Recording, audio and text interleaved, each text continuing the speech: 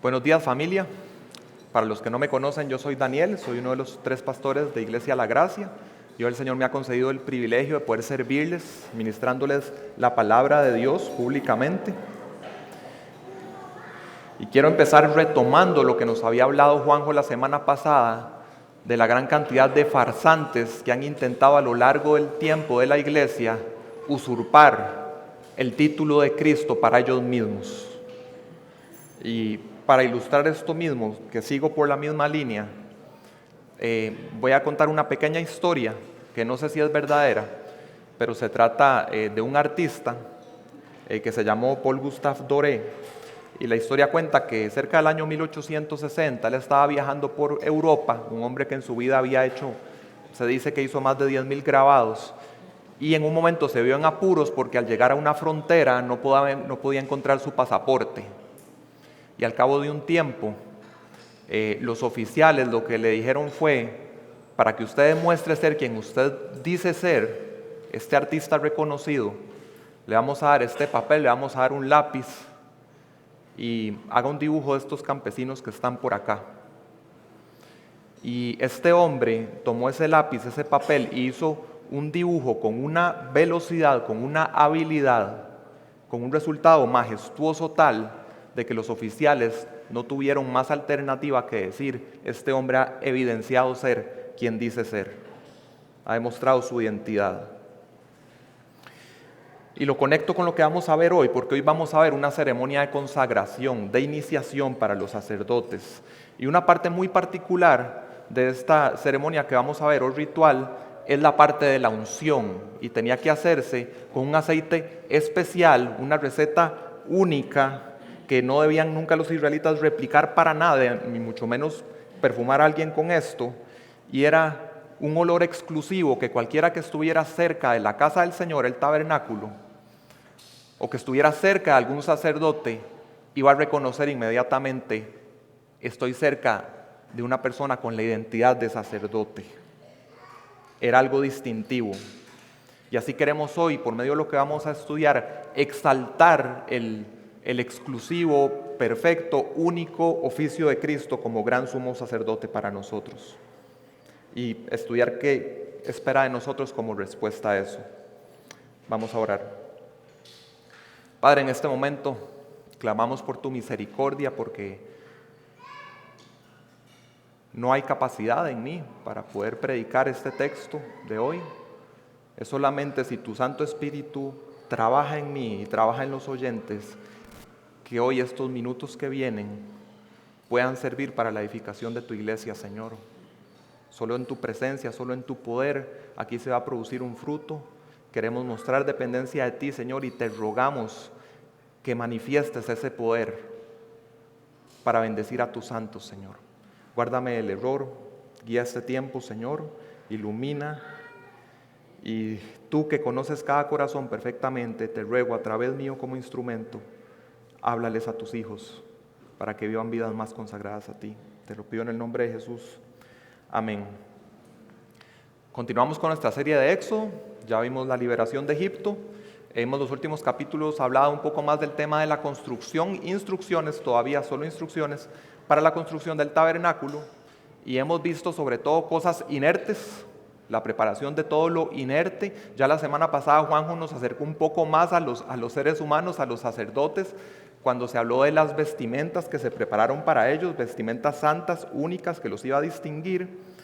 Y hoy, el texto que tenemos, ya llegamos ahora en sí, ya no a lo inerte, sino a las personas, a estos sacerdotes que iban a ser ordenados. Pueden ver en los subtítulos en sus Biblias, si tienen Nueva Biblia de las Américas, el capítulo 29 de Éxodo, que es por donde vamos, y el Juanjo nos leyó. El subtítulo dice consagración de Aarón y los sacerdotes, o en otra traducción tal vez pueda decir consagración de Aarón y sus hijos. Eso es lo que vamos a ver hoy, es el ritual o ceremonia de iniciación. Y si ven un poco más avanzado en el capítulo, a partir del versículo 38 hay otro subtítulo que se llama ofrendas diarias. Algo muy corto al final, a lo que me voy a referir poco, voy a enfocarme más en la primera parte. Pero entonces vamos a ver ritual de iniciación y luego las ofrendas diarias que ya vienen en el ejercicio continuo de su ordenación. El texto ya lo leímos, ya nos lo leyó Juanjo, y si tuviera que resumir lo que dice ese texto lo haría así: la consagración ordenada por Dios es necesaria para el servicio sacerdotal y para conocerle por experiencia.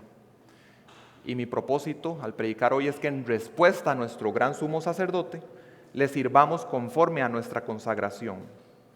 El tema del texto es consagración, no es diferente a lo que ya traemos. Si ponemos atención en el texto de la semana pasada que nos predicó Juanjo, capítulo 28, al inicio del capítulo, versículos 3 y 4, cuando se habla de las vestiduras, Dios dice que son para consagrarlos, a fin de que me sirva como sacerdote.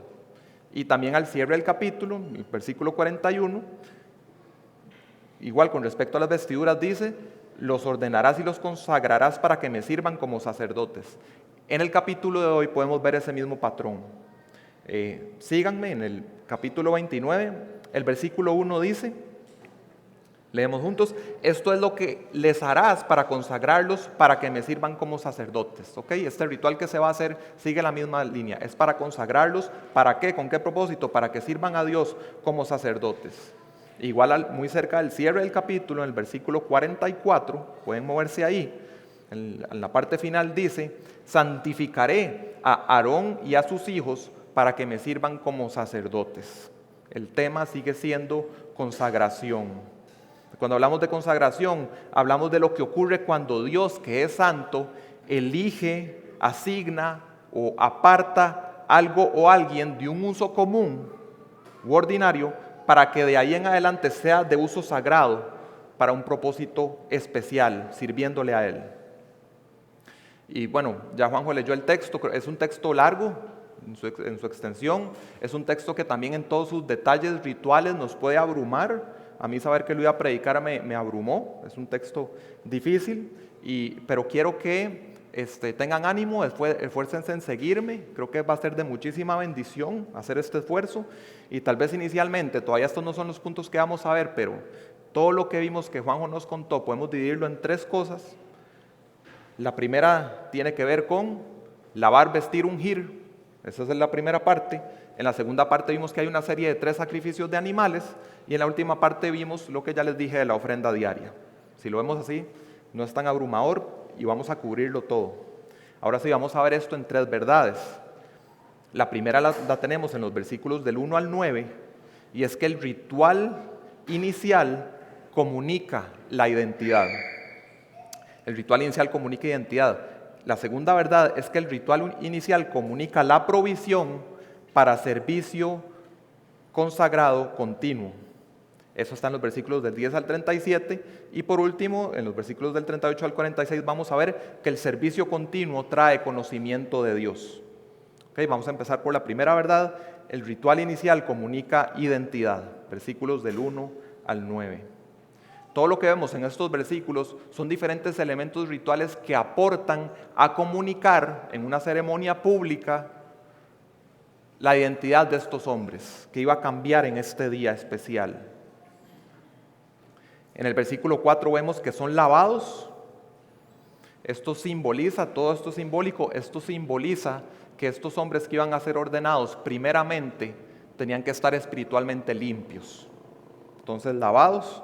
En los versículos del 5 al 9 vemos que iban a ser vestidos. Aarón iba a ser vestido con las vestimentas más santas, más especiales, que eran las del sumo sacerdote, pero también sus hijos, que iban a ser sacerdotes, vestidos con túnicas que también eran distintivas y tenían su mitra o turbante también. Y esto daba la idea de identidad también, por supuesto, que comunicaba identidad, porque es como cuando nosotros vemos en la calle a un policía con su uniforme. Con solo ver su uniforme ya sabemos algo muy importante sobre su identidad. Y así iba a funcionar entre los israelitas la comunicación de la identidad de los sacerdotes, que se iban a vestir distinto, y cualquiera que los viera iba a entender: este es un hombre que fue llamado por Dios a un servicio especial. Y en el versículo 7 vemos también que en esta parte, luego vienen los hijos, y con ellos era un poco diferente el ritual, pero en el versículo 7 vemos como Aarón era ungido como sumo sacerdote con un aceite santo, que la descripción del aceite, su receta, etcétera, la vamos a ver en la predicación de la próxima semana. Pero ahora entender nada más en medio del ritual lo que iba a ocurrir era que se le iba a aplicar sobre su cabeza este aceite, se iba a derramar de manera que iba a caer por los lados de su cabeza, iba a alcanzar el resto de su cuerpo de arriba a abajo. Es algo derramado, algo que viene del Señor, y por supuesto que esto lo que representa es el Espíritu del Señor siendo derramado. Y siempre que el Espíritu del Señor viene sobre una persona, lo que hace es venir con poder para que esa persona que en ese momento está recibiendo un llamado, el poder del Espíritu Santo lo va a facultar para que pueda hacer bien de principio a fin esa encomienda que el Señor le ha dado, a la que lo ha llamado. Entonces, todo esto, lavar, vestir, ungir, todo esto es un acto de oficialización de que Dios está estableciendo al sumo sacerdote y a sus hijos como sacerdotes en esa posición. Es Dios quien lo ha hecho y es quien está dando la autorización para que ejerzan su ministerio. Y por supuesto que todo esto está apuntando a Jesucristo, nuestro gran sumo sacerdote. Él es el cumplimiento de todo esto. Y Él no necesitaba estas cosas. Él es Dios mismo, Él es perfecto. Él ya era limpio de pecado. Él ya estaba vestido de santidad. Él ya era uno con el Espíritu Santo. Pero a pesar de esto, en su ministerio, para ministrar, también tuvo su ritual de iniciación, también tuvo su evento particular para iniciar. También hubo un momento en que públicamente se hiciera una identificación de quién era Él, al menos parcial. Y eso ocurrió, por supuesto, en su bautismo. Y cuando Jesús desciende al agua y Juan el Bautista lo sumerge, el texto bíblico nos dice en Lucas 3 que Jesús fue ungido con el Espíritu Santo que descendió sobre Él. Y aquí con el preámbulo, pues ya dejé fácil la pregunta, pero ¿ustedes saben lo que significa la palabra Mesías? A veces hay palabras que usamos todo el tiempo y no sabemos qué significan. ¿Saben qué significa Mesías? En griego su palabra equivalente es Cristo. ¿Y saben qué significa Cristo? Cuando hablamos de Cristo, básicamente estamos hablando de el ungido, con ese Él por delante porque es muy particular, es solo esa persona, es el ungido de Dios. De manera que cuando usamos la palabra Cristo, que la usamos continuamente en nuestras oraciones, hablando con los hermanos, cuando la vemos tanto leyendo la palabra, lo que debiera esto traer a nuestras mentes por su significado primario es, estamos pensando en el único que un día en las aguas del Jordán fue sumergido por Juan el Bautista para hacer lo que solo él podía hacer en los siguientes 3 años y medio y lo que sigue haciendo al día de hoy por nosotros. Jesús es el ungido, el Cristo, el Mesías. Hechos 4 nos dice que fue el Padre quien lo ungió. Y en ese momento del bautismo también el registro bíblico nos dice que se escuchó la voz del Padre diciendo, este es mi Hijo amado. Ya Jesús mismo, habiendo iniciado su ministerio, en algún momento, citando a Isaías, habló del propósito de su unción. Y dijo esto, el Espíritu del Señor está sobre mí porque me ha ungido para anunciar el Evangelio a los pobres, me ha enviado para proclamar libertad a los cautivos y la recuperación de la vista a los ciegos, para poner en libertad a los oprimidos, para proclamar el año favorable del Señor. Y nuestro perfecto sumo sacerdote lo cumplió al pie de la letra. Hechos 10 dice, ustedes saben lo que ocurrió en toda Judea, comenzando desde Galilea, después del bautismo que Juan predicó, cómo Dios ungió a Jesús de Nazaret con el Espíritu Santo y con poder, el cual anduvo haciendo bien y sanando a todos los oprimidos por el diablo, porque Dios estaba con él. Creo que es claro y lo entendemos, y ya vimos toda la serie de predicaciones de Hebreos. Entendemos a Cristo como nuestro gran sumo sacerdote. Pero además del cumplimiento en Cristo, también existe un paralelo, un nuevo pacto, este sacerdocio levítico del antiguo pacto, y tiene mucho que ver con nosotros. Y tristemente, por el contexto del que venimos muchos de nosotros, cuando pensamos en la palabra sacerdotes o sacerdote, pensamos inmediatamente en una distinción de que hay como una clase que se llama el clero, o que hay clérigos, y que pensamos, esos son los sacerdotes. Y eso no es lo que enseña el Nuevo Testamento. El Nuevo Testamento nos enseña que todo creyente es sacerdote de Dios. Y podemos decir también, y vamos a ver el sustento bíblico, que en el momento de la regeneración, de que Dios nos dio vida nueva y creímos en Cristo, pusimos nuestra fe en Él, el momento de nuestra regeneración también fue un momento de ordenación. Fue un momento en que lo que representa este ritual también ocurrió en nosotros. Y entonces todo esto da pie a lo que doctrinalmente se le llama el sacerdocio universal de los creyentes. Y el texto en que lo vemos con mayor claridad es 1 Pedro 2:9, que dice, pero ustedes son linaje escogido, real sacerdocio, nación santa, pueblo adquirido por Dios y con un propósito, para que anuncien las virtudes de aquel que los llamó de las tinieblas a su luz admirable. Todo creyente, porque esta carta que escribe Pedro es dirigida a creyentes.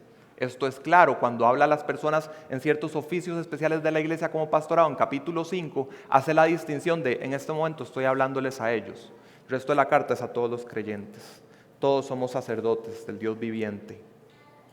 Incluso si esto es cierto y el paralelo fuera perfecto, que no siempre tiene que ser así con las sombras y los tipos, pero si el paralelo fuera perfecto, significaría entonces que también nosotros en ese momento de iniciación fuimos lavados, fuimos vestidos y fuimos ungidos. Y la respuesta es sí. En ese momento glorioso nosotros fuimos lavados, vestidos y ungidos. Y voy a leer los textos bíblicos que nos muestran eso, pero más que evidenciar un punto doctrinal, yo quisiera que cuando leo estos textos, usted medite de dónde Dios lo sacó a usted cuando ocurrió ese momento glorioso. Vamos a ver primeramente lavados. 1 Corintios 6, del 9 al 11. No se dejen engañar, ni los inmorales, ni los idólatras, ni los adúlteros, ni los afeminados, ni los homosexuales, ni los ladrones, ni los avaros, ni los borrachos, ni los difamadores, ni los estafadores heredarán el reino de Dios. Y esto eran algunos de ustedes. Esa era la condición. Esto eran ustedes. Pero, y ese pero es el contraste donde se ve que viene la intervención divina, viene la obra que solo Dios puede hacer para producir un cambio en esa condición. ¿Y cuál fue el cambio? Pero fueron lavados, pero fueron santificados, puestos aparte, consagrados. Apunta a lo mismo, pero fueron justificados en el nombre del Señor Jesucristo y en el Espíritu de nuestro Dios. Fuimos lavados, hermanos, en ese momento glorioso. Fuimos vestidos, Gálatas 3 a partir del 26. Pues todos ustedes son hijos de Dios, identidad nueva, hijos de Dios, ¿cómo? Mediante la fe en Cristo Jesús. Porque todos los que fueron bautizados en Cristo, es el momento de creer, cuando somos bautizados en el Espíritu, todos los que fueron bautizados en Cristo, de Cristo se han revestido. Revestidos de Cristo en el momento en que creímos. También ungidos, Tito 3 a partir del 3, porque nosotros también en otro tiempo, ¿qué éramos? Necios, desobedientes, extraviados, esclavos de deleites y placeres diversos, viviendo en malicia y envidia, aborrecibles y odiándonos unos a otros. Pero, nuevamente el mismo patrón, viene la intervención divina, la obra que solo Dios puede hacer de la salvación y ordenación. Pero cuando se manifestó la bondad de Dios, nuestro Salvador, y su amor hacia la humanidad, Él nos salvó, no por las obras de justicia que nosotros hubiéramos hecho. Nadie se ganó ser hijo de Dios, ni ser un sacerdote del Altísimo, sino conforme a su misericordia. ¿Por medio de qué? Por medio del lavamiento, de la regeneración, ahí se recalca el de ser lavados, y la renovación por el Espíritu Santo que Él derramó, esa es la unción, nos derramó sobre nosotros abundantemente. El Nuevo Testamento habla de nosotros como ungidos también, 2 Corintios 1:21, el que nos confirma con ustedes en Cristo y el que nos ungió es Dios, que también nos selló y nos dio el Espíritu en nuestro corazón como garantía. Y aquí en otro contexto ya yo cerraría este primer tema de lavados, vestidos, ungidos, pero necesito hablar un poco más por lo mal usada que es la palabra unción entre cristianos. Y quiero que entonces veamos un poquito de otro texto en que se usa, que es en 1 Juan 2, donde se nos dice, ustedes tienen la unción del Santo, en 1 Juan 2:20. ¿Qué era lo que estaba ocurriendo ahí? Y ya lo vimos en las predicaciones de 1 de Juan. Un grupo de personas se habían salido de la iglesia. Y Juan dice, ellos salieron de nosotros, pero no eran de nosotros, porque si hubieran sido de nosotros, habrían permanecido con nosotros. Pero salieron para que se mostrara que no todos son de nosotros. Y después viene el contraste, el pero ustedes tienen la unción del Santo. El contraste tiene sentido si esos que salieron de la iglesia no tenían la unción. Su salida evidenció que ellos no tenían la unción del Santo. Esta carta que escribió Juan era una carta para seguridad de salvación y lo reafirma a los que sí son verdaderamente creyentes. En 7 versículos después les dice, la unción que recibieron de Él permanece en ustedes. Si el Señor los ha salvado, si los ha ungido, si les dio por sello el Espíritu Santo, ustedes están a salvo, no duden. Todo cristiano tiene la unción. Aparentemente estos falsos maestros que habían producido este éxodo, esta salida de personas de la iglesia, el mensaje, el discurso que estaban haciendo era, yo ya alcancé cierto nivel especial de conocimiento o ya yo adquirí una unción superior que ustedes necesitan y yo me vuelvo indispensable para ustedes, para su acceso hacia Dios. Esa era la mentira. Se están proponiendo como mediadores entre la iglesia o entre creyentes específicos y Dios. Y Juan lo que les dice categóricamente a los creyentes es, no crean eso. En la esencia de la verdad del Evangelio, todos nosotros tenemos exactamente el mismo conocimiento. ¿Por qué? Porque todos tenemos exactamente la misma unción, el Espíritu Santo en nosotros. Nada más perseveren en creer lo mismo que han creído desde el principio. De eso se trata. Así es como aplicamos esto, familia. Vamos a rechazar de plano la declaración de cualquiera que venga a decir con respecto a nosotros o de otro grupo de creyentes que esa persona exclusivamente, sea que lo dicen de sí mismo o de otra persona viva o muerta, que alguien puede tomar esa posición de mediador entre Dios y los hombres, o que es como, en algún sentido para ciertas personas, el ungido entre Dios y los hombres.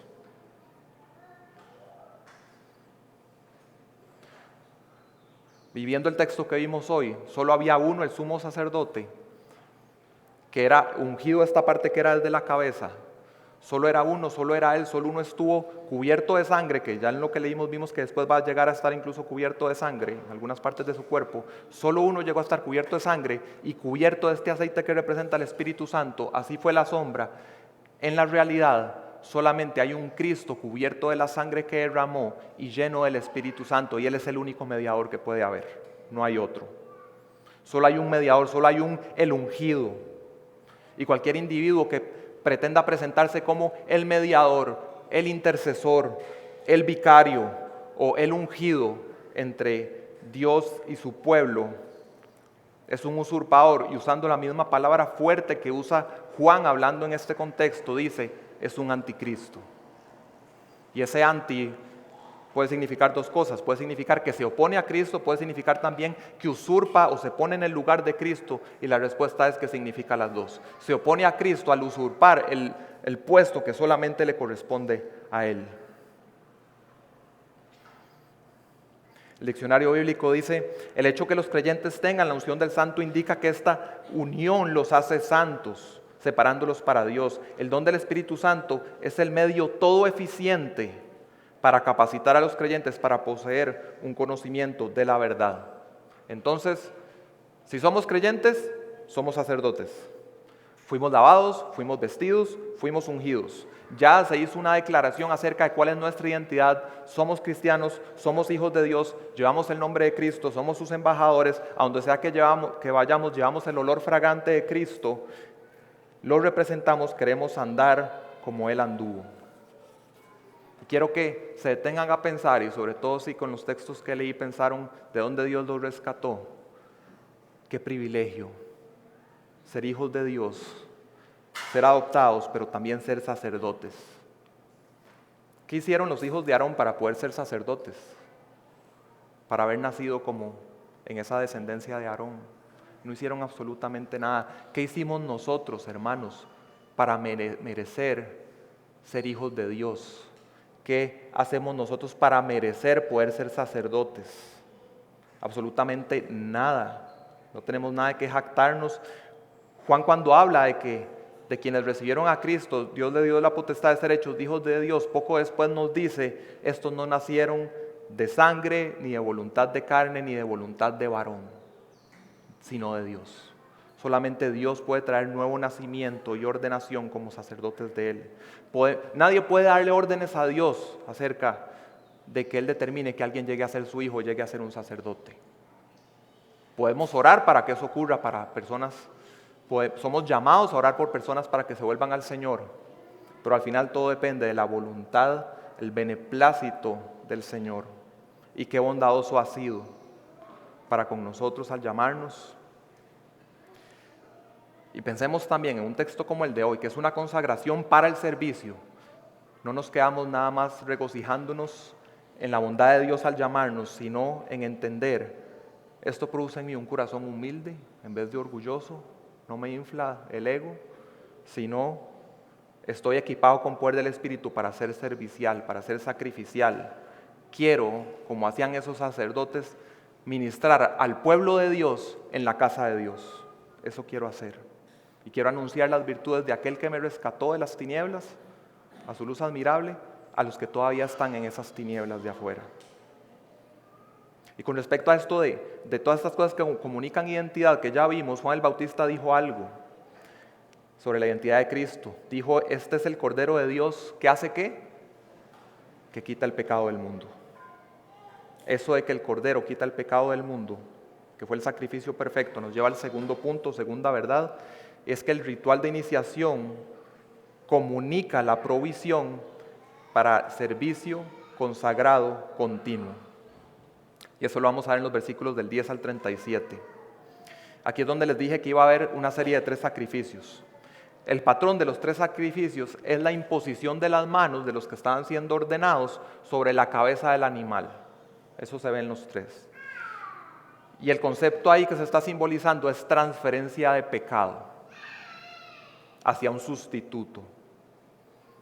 Y en esta ceremonia lo que está haciéndose es un reconocimiento público de varias cosas. El simple hecho, aunque no abrieran su boca, de poner sus manos sobre estos animales, el novillo primeramente y luego los 2 carneros en orden, dice por lo menos 4 cosas.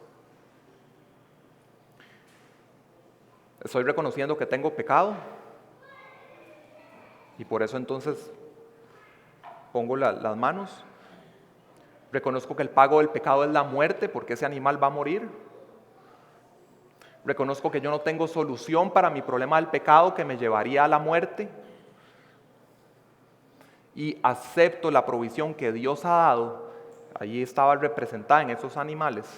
Acepto la provisión de Dios para que yo no sea el castigado por mi pecado y para que yo sea limpiado del pecado y pueda ahora vivir para servir a Dios. Todo eso estaba ocurriendo en ese momento de imponer las manos sobre los animales.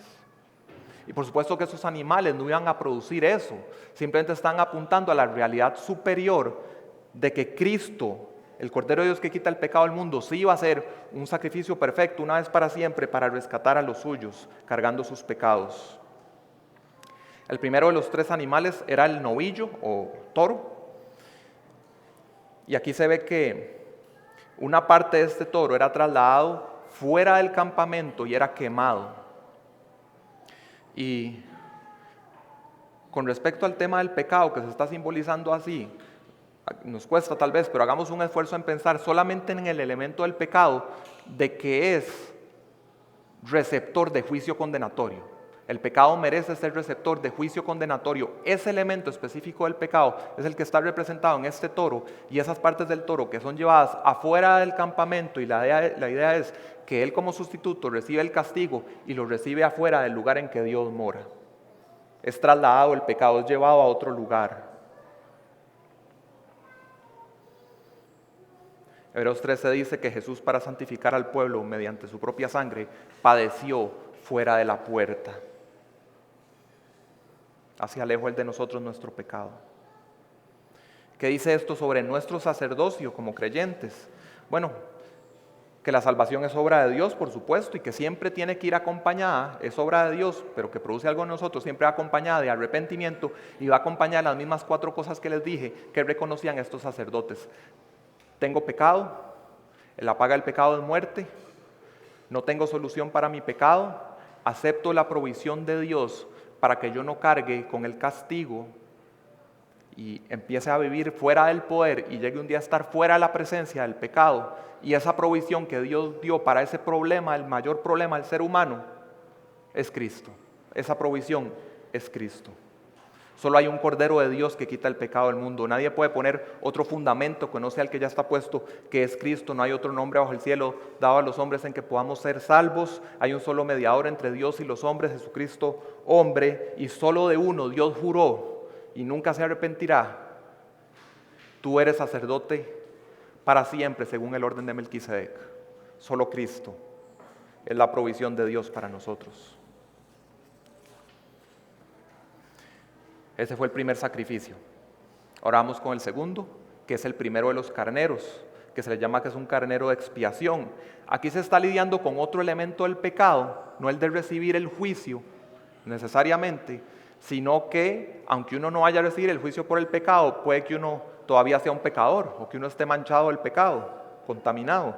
Aquí tiene que ver más con quitar el pecado en sí mismo de estos hombres, ya no tanto el tema del castigo. Y en este caso el animal completo, sacrificado, el primer carnero, era consumido en su totalidad en el fuego del altar. Y aquel concepto que se está simbolizando es una dedicación total del ser al Señor. Por supuesto, el que cumplió eso por completo fue Jesucristo, nuestro gran sumo sacerdote, de quien el Padre dijo, en Él tengo complacencia. Cuando iba a empezar su ministerio, su labor, de antemano el Padre dice, en Él tengo complacencia, y siempre la ha tenido. Porque en el texto vemos que también hay un elemento de que es un olor fragante, agradable a Dios. ¿Cómo se le llama a esos 3 años y medio que vinieron en la vida de Jesús después de su ceremonia de ordenación, de su bautismo en el Jordán? Se le llama el ministerio público. Las palabras tienen significado, ya hablamos del ungido, ahora hablamos del ministerio público. Este es el tiempo en que, ya siendo ungido para esta labor especial, Jesús se dedicó por completo todo su ser a la labor que Dios le mandó a hacer a este mundo para quitar el pecado de los suyos.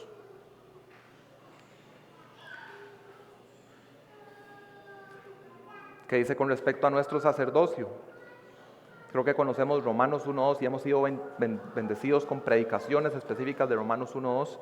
Así que, hermanos, les ruego por las misericordias de Dios que presenten sus cuerpos en sacrificio vivo, santo, agradable a Dios, que es su culto racional. Pablo usa lenguaje sacerdotal aquí y no es una coincidencia. Quiere que venga a nuestra mente ese primer carnero consumido por completo en el fuego del altar. Es una dedicación completa del ser al Señor. Esa es la respuesta a las misericordias de Dios hacia nosotros. El tercer sacrificio es el segundo carnero. Y en este caso, vemos que algunos elementos para rescatar.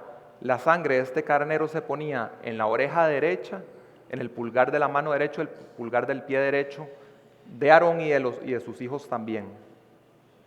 Y muchos lo que ven acá en el simbolismo es que esta cobertura con la sangre iba a recordar al sacerdote que estaba dedicado por completo a Dios, que era una obra de Dios, porque el orden en que se hacen en los 3 puntos es de arriba abajo. También viendo los 3 puntos se nota que está representando la totalidad del ser, casi desde la coronilla hasta la punta del pie, literalmente. Y también cada uno de los 3 puntos seleccionados en el simbolismo parece apuntar a algo. Y es que esta persona consagrada a Dios va a vivir escuchando al Señor, va a vivir trabajando para el Señor y va a caminar o va a andar conforme al Señor. ¿Y qué dice esto sobre nuestro sacerdocio? Y aquí me apoyo en un predicador de apellido Armstrong que en medio de un texto también abrumador para mí, me ayudó mucho a dar estructura a todo esto. Y dijo algo importante. Por lo general, cuando nosotros pensamos en la sangre de Cristo, o alguno de nosotros usa la frase sangre de Cristo en alguna conversación, muchas veces cuando aludimos a la sangre de Cristo, pensamos en la sangre de Cristo solamente como un elemento protector o como un elemento que ya nos quita la culpa del pecado. Pero un texto como el de hoy, donde a estos sacerdotes se les aplica esta sangre, la sangre se ve como un elemento que los empodera para servir, que los encamina a servir. Pocas veces escuchamos hablar de la sangre de Cristo llenándonos de poder para servir a los hermanos, para que nos dediquemos a Él. Nosotros de la misma manera debemos vivir consagrados, escuchando al Señor, trabajando para el Señor y andando como Él anduvo. Todo nuestro cuerpo, todo nuestro ser está consagrado a Él. Y así podemos ver que nuestra conversión, en un sentido, no es solamente la adopción, sino que también es una facultación para vivir de una manera diferente de ahora en adelante. No solo es la identidad, es la función, es lo que vamos a hacer, es lo que pensamos, lo que deseamos, lo que hacemos, todo afectado por nuestra nueva identidad. Nuestra identidad no solamente es hijo amado, es también servidor consagrado. Seguimos todavía con el tercer sacrificio, que es el segundo carnero, en los versículos 22 a 25. Ahí lo que se ve es que este tercer carnero era también una ofrenda de agradecimiento a Dios por el privilegio de poder servirle. Se tomaba lo que era de mayor valor de un animal en aquellos tiempos, que era la grasa, me parece que dice el cebo, no la Biblia de las Américas, y la pierna derecha, o muslo derecho, y estos los sacerdotes lo tomaban y era mecido. Y esto lo que está simbolizando es: Dios, tú fuiste el que proveyó, tú fuiste el que dio esto, entendemos que esto te pertenece a ti. Y luego era quemado en el altar por completo. Y en nuestro caso, si pensáramos como en la aplicación de esto, en algo similar a esto es, cuando servimos al Señor, entendemos que el poder mismo para hacerlo y todos los resultados que se producen de servir al Señor, la actitud correcta delante del Señor es: Señor, toda esta obra es tu obra, todo esto te pertenece a ti. Si algún hermano fue edificado por algo que yo hice, si fue consolado, si fue exhortado, si fue animado, si creció en el conocimiento tuyo, el conocimiento de la palabra, si pude orar por él, si pude acompañarlo bíblicamente, si pude darle un buen ejemplo, si pude instruirlo, reconozco que la obra es tuya, te pertenece y que toda la gloria y el crédito es para ti. Seguimos con el tercer sacrificio, el segundo carnero, versículos del 26 al 34. Y aquí lo que vemos es que los sacerdotes reciben el pago por su servicio. O sea, por fin algo no va a ser consumido por fuego en el altar o afuera del campamento. Recibirán un pago. El pago es el pecho del segundo carnero y el otro muslo. Eso era para el sacerdote. Igualmente lo toma y lo mece delante de Dios. Dios, es tu provisión, gracias por darme esto. Y esto sí lo podía consumir. Y entendiendo que el tabernáculo también no era diferente a las casas que tenía la gente nómada en estos lugares. El tabernáculo es la casa de Dios. Dios en este momento es como un anfitrión, y en el momento que ya le da algo para consumir, está comunicando bienvenida. Estamos en una relación correcta, eras bien recibido aquí, estás en un estado en que puedo recibirte y puedes tener comunión conmigo. Y les da este sustento perpetuo. También podían comer del pan. Entonces Dios tiene comunión con estos sacerdotes, les da su sustento diario, y se nos dice que nunca debían guardar para otro día posterior. Si algo sobraba, quémenlo.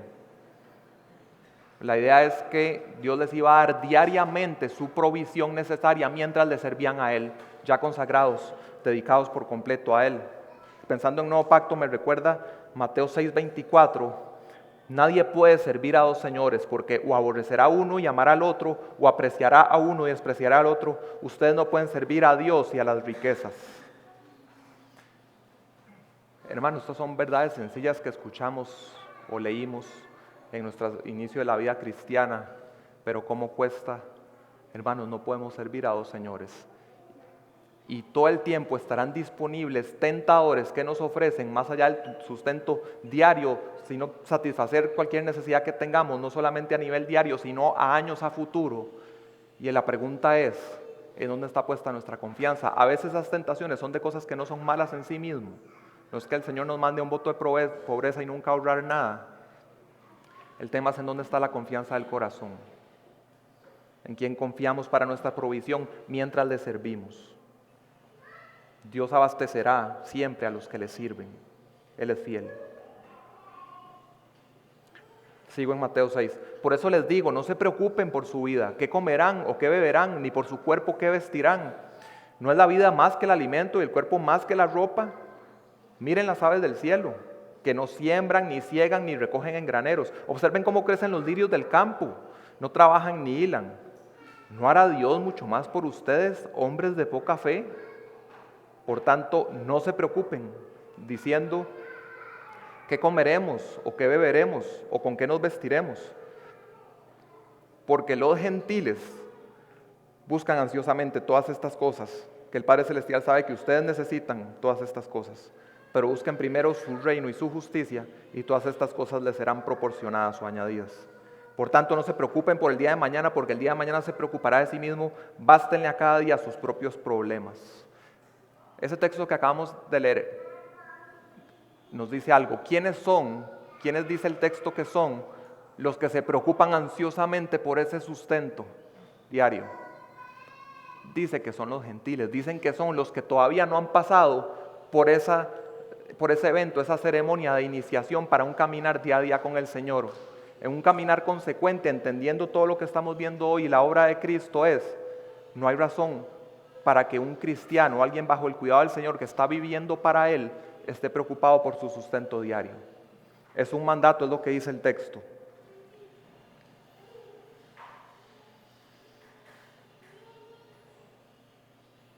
Si estamos ocupados en servir al Señor, en buscar primeramente su reino y su justicia, si esa es nuestra identidad ya, no hemos de temer. Dios nos provee. Así que vemos que el llamado al sacerdocio, por supuesto que es un llamado a diligencia, y ya vimos escuchar, trabajar, caminar. Pero vean también qué bonito, qué bondadoso el Señor, que nos deja claro, el llamado al sacerdocio, al que busca su reino y su justicia diariamente, el llamado del sacerdocio es un llamado al no preocuparse.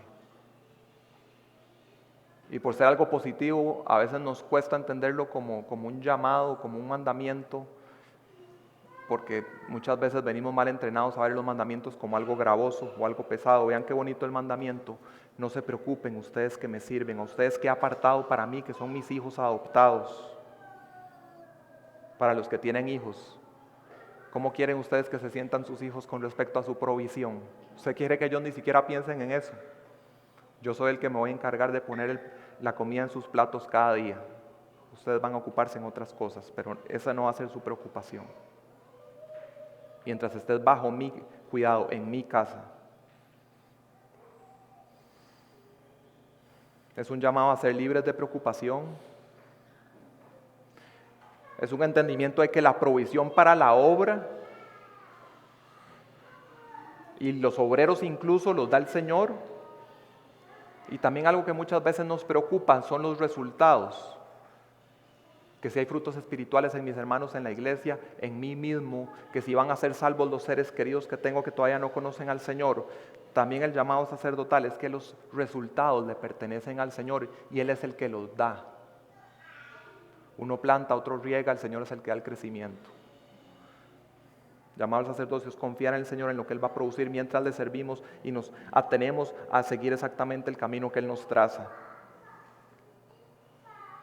También pensando en estos frutos de nuestra labor, aquí tenemos la caja para las ofrendas. Y también en un sentido, un día como hoy, usted puede venir acá con lo que nosotros recibimos como fruto de nuestra labor en nuestro contexto, que es un salario. Y usted tiene ese salario. Y usted puede tomar esos billetes, puede mecerlos delante del Señor si eso le ayuda, con el simbolismo de hoy. Y usted puede entender y decir, Señor, todo esto te pertenece a ti. Tú eres el que me da la fuerza, tú haces todo esto. aparto esto que te pertenece y lo pongo por acá. La parte quemada por completo, por decirlo así. Señor, y esta otra parte yo me la dejo porque es la parte que tú me das para consumir, para mi sustento. Esa es la palabra, sustento, para mi comida diaria, no para mis planes de décadas a futuro, que no está mal hacerlos. Nuevamente el tema es en dónde está el corazón. Y antes de usted decidir, no estamos hablando de porcentajes, de montos, cada uno sabrá en su corazón delante del Señor, pero cuando usted vaya a hacer su ejercicio de ofrenda, piense en lo que hemos visto hoy. Usted dice, es apartada una parte, es mi porción que el Señor me dio y me lo pude ganar con el trabajo, con las fuerzas que Él me dio, y lo tomo, es mi porción para mi sustento diario, para necesidades inmediatas que ya se ven a cierto plazo, ¿ok? Responsablemente. Y lo que no es eso, todo va para el Señor. No tiene que ser aquí, no tiene que ser en la gracia, no tiene que ser en esa caja. Tiene que ser dinero invertido sabiamente en la obra del Señor, en la libertad que el Señor les da para invertirlo. Hermanos, un texto como el de hoy, qué linda imagen nos da. Qué linda imagen nos da, pero qué linda imagen nos da conceptualmente, ahora que la entendemos. Imagínense si ustedes hubieran presenciado esto, si hubieran estado ahí, si lo hubieran visto en vivo. Ustedes lo que hubieran visto era un grupo de hombres con unas vestiduras extrañísimas que ya nos explicó Juanjo, cubiertos de sangre, salpicados de aceite, el otro sí bañado en sangre, meciendo carne de animales muertos. Pero es glorioso lo que representa todo esto en la vida de un cristiano dedicado al Señor y en la obra perfecta de Cristo con su cúspide en el Calvario, pero que hoy mismo, un día como hoy, Él sigue intercediendo por nosotros delante del Señor. El versículo 35 dice que la repetición de este ritual se hacía por 7 días. En la Biblia siempre el número 7 apunta a algo completo. La repetición apunta a grabar en la memoria de los sacerdotes, que el resto de su vida recordaran: yo fui iniciado en esto, el Señor me llamó a vivir para esto. Este es solo el inicio. Y ahí eso nos lleva al tercer punto. Esto era solo el inicio. El tercer punto es, a partir del versículo 38, las ofrendas diarias. La verdad es, el servicio continuo trae conocimiento de Dios. El servicio sacerdotal era continuo. Vemos que había un sacrificio de un cordero en la mañana y un cordero al atardecer. Este era el patrón de la vida de Israel: cordero en la mañana, cordero en el atardecer. Eso nos apunta que el crecimiento en el conocimiento de Dios es un proceso continuo, es un proceso diario, es una disciplina. Y tal vez cuando hablamos de conocer a alguien no nos gusta mucho esa palabra, pensar en disciplina. Sí, es una disciplina. Invertirse en una relación, conocer a alguien, es una disciplina. Y es el fruto que se obtiene ya de hacerlo diariamente. Es lo que se nos explica después, cuando Dios dice hacia el final, versículo 46.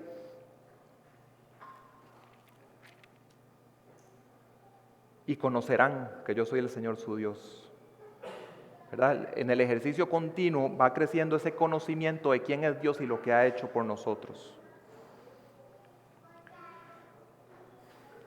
Es bueno para nosotros también vivir con esta disciplina. Cordero, inicio de día, cordero al final del día. Vivimos en una devoción continua con el Señor, al iniciar el día, al terminarlo, en todo nuestro caminar. Y aquí este tercer punto lo dejo así corto en exposición para entrar en una exhortación final. Y quiero que recordemos, a partir de lo que hemos leído hoy, que se ha explicado que hay un evento de iniciación que implica que hay un antes y hay un después. De modo que si alguno está en Cristo, nueva criatura es. Las cosas viejas pasaron, he aquí todas son hechas nuevas. Hay un cambio radical en ese evento de identidad y de funcionalidad.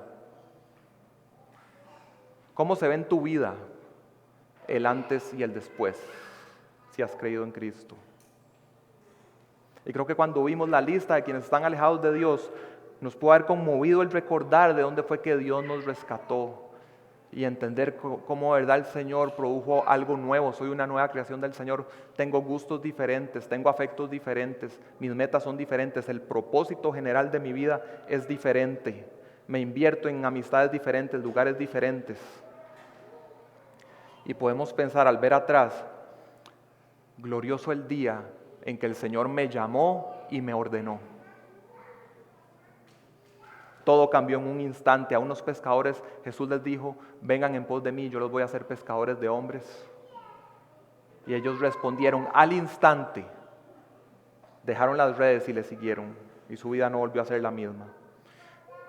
Empezaron a transitar un camino de santificación en que querían crecer en ser los instrumentos de Dios dispuestos para el avance de su plan. Como Pablo le dijo a Timoteo, si alguno se limpia de estas cosas, será instrumento para honra, santificado, útil al Señor y dispuesto para toda buena obra. Hermanos, yo no sé ustedes, pero yo quiero ser ese. Yo quiero vivir para el Señor. Glorioso ese día, pero ahora quiero vivir en el día a día con el Señor, en lo que Él me va poniendo por delante. La santidad, la consagración, siempre va a preceder nuestra máxima utilidad al Señor. Mastique eso un poco. Nuestra santidad precede nuestra máxima utilidad para el Señor. Como aquel que nos llamó es santo, seamos nosotros también santos en toda nuestra manera de vivir, toda nuestra manera de vivir, porque escrito está, sean santos porque yo soy santo. Vimos que los sacerdotes y la casa de Dios tenían este olor único, agradable. Yo quiero preguntarle a usted hoy, ¿a qué huele su vida? ¿Huele a ordinario? ¿Huele a común? ¿Huele como cualquier otra vida? ¿A qué huele iglesia la gracia? Yo quiero que olamos a consagración a Dios. No quiero que huela a reunión social, no quiero que huela a reunión de amigos, quiero que huela a Cristo aquí dentro. Quiero olor extraordinario, santo y único del Dios Trino que nos ha transformado. Quiero oler a servicio sacrificial al Señor, ministrando al pueblo de Dios en la casa de Dios. Quiero que así respondamos a las misericordias de Dios, llenos de la diligencia de escuchar al Señor, servir al Señor, andar como Él anduvo. Pero quiero que también recordemos sus promesas, no te dejaré ni te desampararé. Mientras me estás sirviendo, estás bajo mi cuidado, eres mi hijo. Busca el reino y su justicia, todo vendrá añadido. Caminamos confiados en la provisión del Señor, vivimos confiados en los resultados que Él dará. Él ha dejado todo listo simplemente para que nos dediquemos a Él. Y el reto de hoy con el que los confronto para cerrar es, ¿vas a vivir una vida ordinaria o vas a vivir una vida consagrada? Lo que vas a ver en tu vida va a ser muy diferente dependiendo del camino que escojas, un camino a medias. Puedes vivir una vida salpicada de Biblia, salpicada de oración, salpicada de los medios de gracia de Dios, salpicada de venir a reunirte con el pueblo de Dios, salpicada de medio creer las promesas de Dios. O vas a vivir una vida verdaderamente consagrada en cada detalle con lo que te dice el Señor en su palabra. Yo creo que nosotros no podemos ni empezar a imaginar las maravillas de lo que Dios hará con nosotros si nos consagramos a Él. Pienso en la determinación de Josué cuando les dice al pueblo, pues cada uno hará lo que mejor le parezca, pero yo y mi casa serviremos al Señor. Y ese mismo Josué con esa determinación fue el que le dijo también al pueblo antes de cruzar el Jordán hacia lo que Dios les había prometido, y entonces era seguro, conságrense porque mañana el Señor hará maravillas entre ustedes. Oremos. Padre Celestial, cuando estudiamos tu palabra, cuando leemos el sermón del monte, leemos a Jesús en Mateo 6 y lo vemos a Él decir, hombres de poca fe, Señor, yo reconozco delante tuyo ser un hombre de poca fe, pero por tu gracia un hombre con fe, porque ya no soy lo que era antes, Señor. Me has rescatado, me has adoptado, me has unido a Cristo, Señor, todos nos unimos a eso, quienes hemos creído en Él. Gracias por nuestra nueva identidad, Señor, ya no andamos perdidos en el mundo, ya no vamos camino a la perdición, vamos camino hacia las promesas y la herencia que tú ya nos has garantizado por tu obra y por tu gracia. Padre, no queremos perdernos de las maravillas que nos tienes por delante si nos consagramos a ti, de las cosas que más alegran el corazón, que no son físicas, no son terrenales, sino que son espirituales y honran a tu Hijo. Padre, hoy te pedimos ayuda a nuestra incredulidad, aviva nuestra fe. Queremos declarar que dependemos de ti, Señor. Tú eres el que nos sostienes. Tú eres el único que puede producir un fruto de nuestra labor y el único que puede hacer algo de nosotros. Y así como el autor de Hebreos escribió, que te ofrezcamos siempre sacrificio de alabanza, fruto de labios que confiesan tu nombre. Señor, yo te pido que por la confesión de tu nombre en nuestros labios y por nuestro testimonio ante el mundo que no te conoce, yo te ruego, Padre, que entre esas maravillas tú nos concedas, Señor, ver fruto espiritual en esta iglesia. Te pedimos salvación entre nuestros seres queridos que aún están en tinieblas, Señor. Úsanos, queremos ser tus instrumentos santos. Seamos instrumentos también, Señor, para traer salvación a la próxima generación, a esos chicos, Señor, que están aquí congregados con nosotros. Queremos que te conozcan, Señor. Úsanos. Y ellos ven nuestras vidas en nuestras propias casas, en nuestros peores momentos. Te pedimos que puedan ver personas consagradas a Dios, que dan testimonio de que tú haces todo nuevo, de que tú rescatas de la oscuridad, Señor, de que tú das vista a los ciegos, que tú libertas a los cautivos, que tú proclamas libertad a los oprimidos, Señor, y que resucitas a los muertos. Glorifícate en tu iglesia, Señor. Y gracias porque aún en nuestra imperfección, un día Cristo nos presentará sin arruga y sin mancha, ataviada para Él. Gracias, Padre. En el nombre de Cristo. Amén.